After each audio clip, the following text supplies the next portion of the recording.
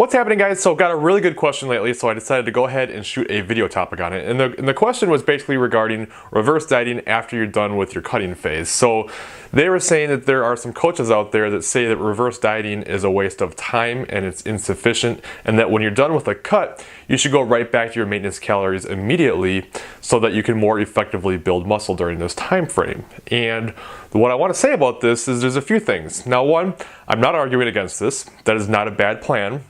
But I think for the most part, and I've seen this discussed as well too, and it's usually in regards to people after like show prep, right? Coming out of a show, which is a completely different scenario than people who are more just kind of lifestyle people, all right, like general population, just trying to lose some weight, just trying to get a little bit healthier, just trying to maybe put on a little bit of muscle, but nothing drastic, right? Whereas with show prep, you're getting down to such low levels of body fat that you literally want to start putting on some fat after the show, just because it's not healthy to be that low body fat all the time. All right, so you have to keep that in mind. So when you're coming out of a diet like that, that's super aggressive, yeah, I think it makes sense to jump your calories up faster and go ahead and jump right up to maintenance. But you have to understand that maintenance is whatever calories you maintain your weight on at that time. So don't confuse that with whatever you maintained your weight on prior to dieting, all right? That won't be your maintenance anymore. You have now lost weight. Your metabolic rate has slowed because of the dieting that you've done, all right? So your maintenance calories will be less, all right? So if you were maintaining your weight on 2,000 calories before you started your diet, and now you've dieted down and you're on like 1,300 calories, well, just jumping back up to 2,000 again, that's not going to be your maintenance. That's going to cause you to gain weight. So understand that if you gain weight on the calories that you're eating, that is not maintenance calories, all right? So you have to keep that in mind. Now, the argument for jumping up in calories back to maintenance versus taking smaller increases is because if you take smaller increases during a reverse diet, you're actually kind of remaining in a caloric deficit during this time when you're not even trying to lose weight anymore, right? You're trying to reverse things out and you're trying to build up your metabolism again and probably try to start building some muscle, right? Well, yes, that's true.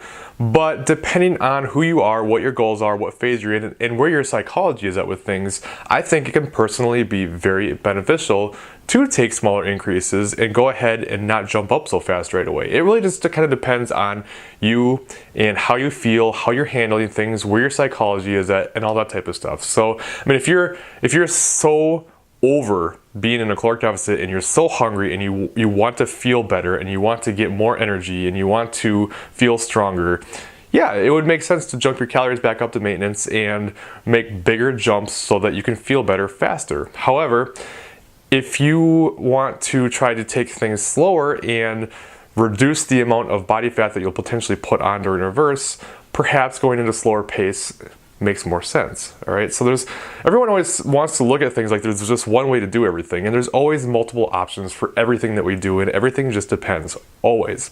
Now, one thing that I will say that I've found to be a very successful way to do things with the clients that I have worked with, a lot of times we'll get to a point where we've been cutting for a while, we get to a point where we maybe want to lose a little bit more, but we're just really struggling, all right? Like after you diet for long enough, it gets to be a point where you just don't want to do it anymore, right? Like it's just becomes really difficult to adhere to your plan, all right? You just kind of get over it.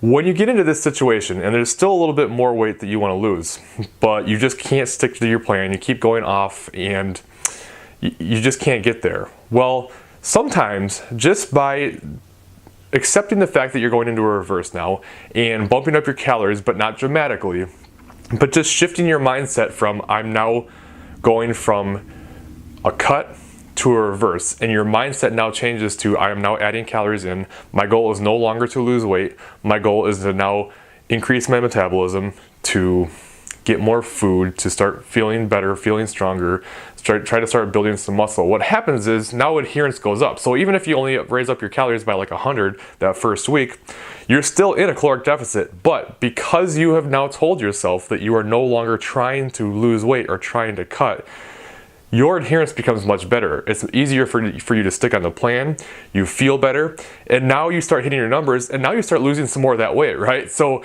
as you start increasing your calories, you're losing a little bit more weight. It makes it a little bit easier to swallow that when you get to a higher calorie point, you have lost a little bit more, and it makes you feel like the reverse process is working that much better just because you've lost during the process. Even though by not making too big of a jump, you've basically just remained in a deficit, but it still feels like things are going really well. So that's why I found that to be pretty beneficial. But again, it always just depends. Some people will do better with bigger jumps and it just makes more sense. Some people will do better with smaller jumps.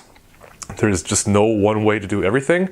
You just have to know kind of like what will work better for you, what you'll be able to handle better psychologically, because we always want to separate physiology and psychology, but it just doesn't work that way, right? Psychology has a huge factor in everything that we do when it comes to health and fitness and everything like that. So does it make sense to jump up your calories right up to maintenance?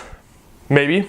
Understand that maintenance means maintenance calories, not what you used to maintain on. So you have to be able to kind of understand what that is, which can be kind of difficult when you've been in a deficit for a while. So it's kind of a little bit of a guessing game at that point. And if you feel like it, if you would want to try to reduce a little extra body fat, or at least at a minimum minimize the amount that you will put on during the reverse, then a slower pace might work better for you. And I find that it does work very well for more non-competitive athletes kind of people. All right, so hopefully that helps. Any questions, let me know as always, and I will talk to you guys later.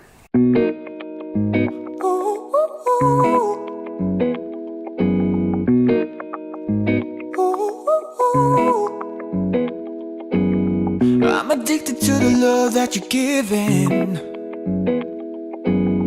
Every minute, every day I've been craving.